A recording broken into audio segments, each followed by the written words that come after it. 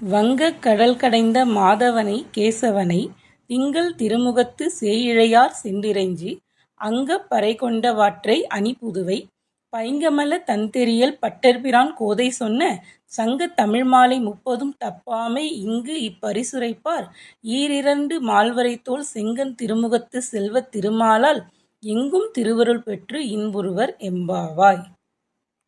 அலைகள் நிறைந்த பாற்கடலைக் கடைந்த மாதவனும் கேசி என்ற அரக்கனைக் கொன்ற கேசவனுமான கண்ணனைச் சந்திரனைப் போன்ற அழகு முகம் கொண்ட அணிகலன்கள் அணிந்த பெண்கள் சிரமப்பட்டு தரிசித்துப் பாவை விரதப் பலன் பெற்ற விபரத்தை ஸ்ரீவில்லிபுத்தூரில் பிறந்த குளிர்ந்த தாமரை போன்ற முகத்தையுடைய பெரியாழ்வாரின் பெண்ணான ஆண்டாள் இனிய தமிழில் 30 பாடல் பாடி பாமாலை தொடுத்திருக்கிறாள்.